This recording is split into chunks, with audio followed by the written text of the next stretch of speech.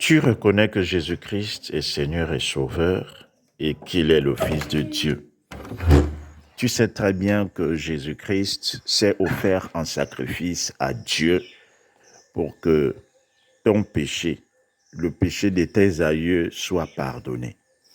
Tu lui as déjà demandé pardon pour tous ces péchés-là, pour toutes ces iniquités-là. Et dans ta prière, tu as demandé la purification à cause de l'œuvre de l'âme de Jésus-Christ à la croix. Par le sang de Jésus, tu as été justifié, tu es devenu libre. Mais toi, chaque jour qui passe, tu demandes pardon à Dieu pour les iniquités de tes aïeux. Mon frère, ma sœur, quand Dieu te pardonne, il te pardonne. Et il t'a pardonné au moment où il a sacrifié son fils Jésus. La parole de Dieu nous dit que c'est en cela que Dieu nous prouve son amour. Au moment où il a sacrifié son fils Jésus, pendant que toi tu étais encore pécheur, il l'a sacrifié pour le pardon de tes péchés, pour le pardon des péchés de tes aïeux. Aucun péché de tes aïeux ni de tes arrière-grands-pères ne peut être imputé si tu acceptes Jésus-Christ comme Seigneur et Sauveur de ta vie. Et si tu reconnais que c'est pour toi qu'il s'est livré en sacrifice à la croix.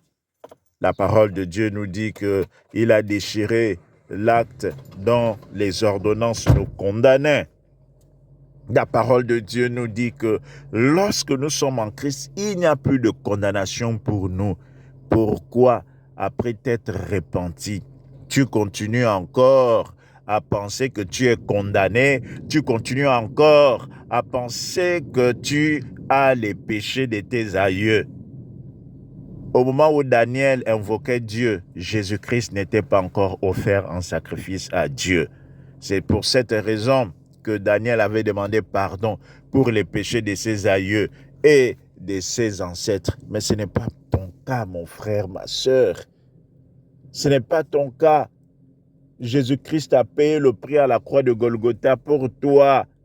Mets seulement ta foi en Jésus-Christ et tes péchés seront pardonnés. Jésus-Christ t'aime. Il s'est offert en sacrifice à Dieu pour que tu sois épanoui, pour que tu sois libre.